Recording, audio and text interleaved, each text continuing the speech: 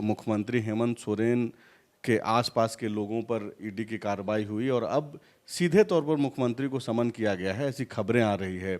आप किस तरीके से देख रहे हैं? आप सहयोगी पार्टी हैं, यूपीए में नंबर 2 पे आप लोग आते हैं। महामहिम राज्यपाल जी ने 2 दिन पहले 3 दिन पहले बयान दिया था एटम बम।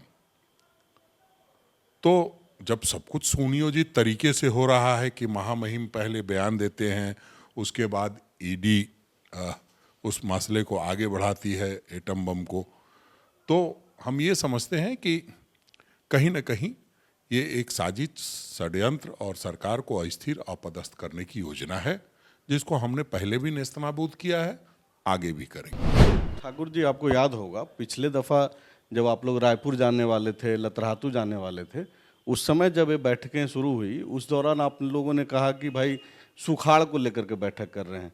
आज आप बोल रहे हैं कि सरकार आपके द्वार को लेकर के बैठक कर रहे हैं। आप लोग सीधे तौर पे बोलने से भी बचते हैं। आप लोग लड़ेंगे कैसे? कैसे आप बोल रहे हैं कि भाई जो षड्यंत्र चल रहा है उससे हम लोग लड़ेंगे?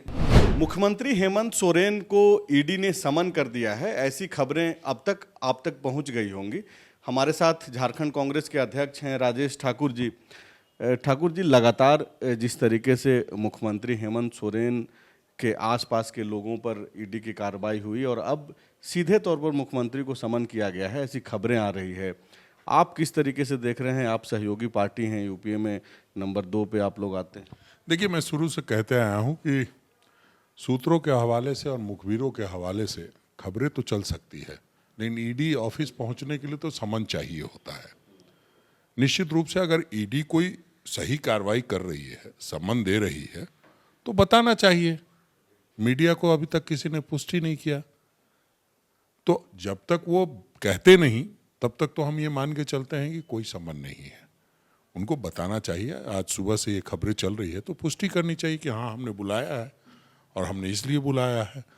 तो अभी तक जो भी ईडी की खबरें चली है, सूत्रों और मुखबिरों के हवाले से चली है, तो इसको जब उस तरह की बात आएगी तो हम लोग उस पर जरूर व्यापक चर्चा करेंगे। ठाकुर जी, सही है कि सूत्रों के हवाले से खबरें चल रही है, लेकिन पिछले 2.5-3 महीने की खबरों को अगर देखें और उन खबरों पे सत्ताधारी दल का जो प्रतिक्रिया है, आप लोग रायपुर चले गए, लतरातू गए, अभी जैसे ही खबरें आई कि भाई ईडी ने समन किया है, आज शाम में बैठक होनी है मुख्यमंत्री आवास में, आप भी शायद जाएंगे ही, आपको भी सूचना मिली होगी शायद, तो इसको आप हल्के तौर पे तो नहीं ही ले सकते। नहीं नहीं, देखिए, जब भी आप कोई खबर चलाते हैं और आपको हम लोग लोकतंत्र का चौथा स्तंभ मानते हैं, तो हम कैसे आपको इग्नोर कर सकते हैं? आपके कहने पे तो रायपुर चले गए, लतरातू चले गए, अब फिर से एक बार आप लोग अगर कहेंगे तो फिर देखेंगे क्या करना है। लेकिन एक नियत स्पष्ट है जो दिखाई देता है। महामहिम राज्यपाल जी ने 2 दिन पहले 3 दिन पहले बयान दिया था एटम बम।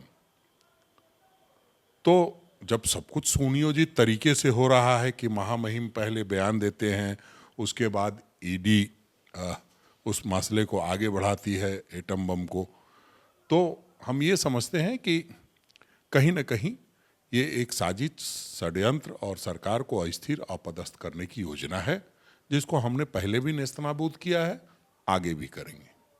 क्या ये जो माना जाए कि आज जो बैठक होने वाली है शाम में यूपीए विधायक दल की, उसमें आप लोग प्लान बी पे चर्चा करेंगे, इन योजनाओं को कैसे फेल किया जाए जो आप आरोप लगा रहे हैं, चाहे वो भाजपा की तरफ से, राज्यपाल की तरफ से, या फिर जो ईडी के ऊपर जो आप बातें बोल रहे हैं, क्या उन्हीं चीज़ों के लिए आज बैठक बुलाई गई? नहीं, देखिए, हम लोगों ने आपकी योजना, आपकी सरकार, आपके द्वार का एक फेज पूरा कर लिया है, दूसरे फेज में जा रहे हैं।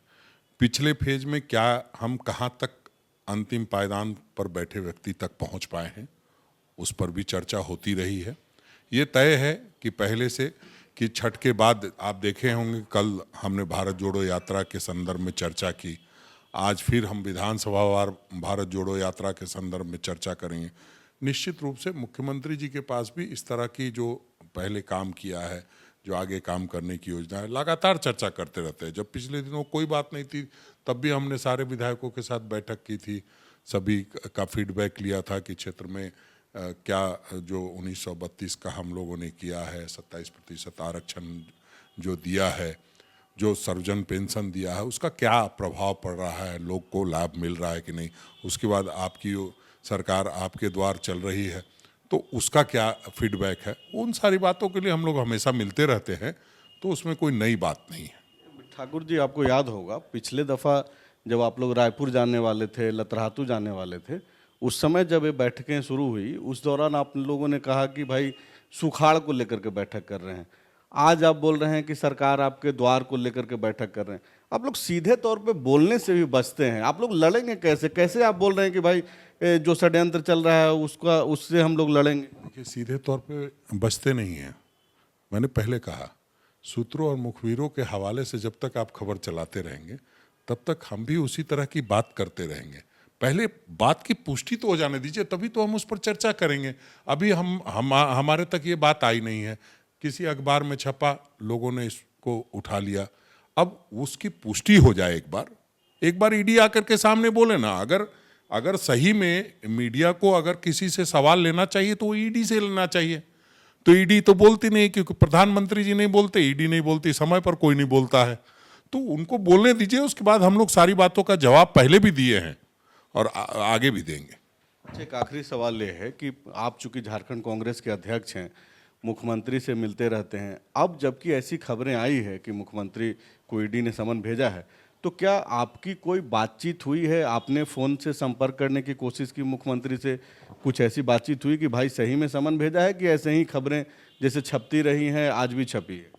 देखिए, इस तरह की बातें मीडिया पर नहीं होती है, मीडिया के सामने नहीं कही जाती है। हमारी क्या बात हुई है, कैसे इस पर रिएक्ट करना है, कैसे क्या होना है, इन सारी बातों पर चर्चा होती रहती है, लेकिन इस संदर्भ में अभी मेरी कोई चर्चा नहीं हुई है। विवेकानंद विद्या मंदिर स्कूल एक CBSE affiliated English medium coed school है। हम शिक्षा के साथ संस्कार देते हैं। thefollowup.in. Like, share, and subscribe. www.thefollowup.in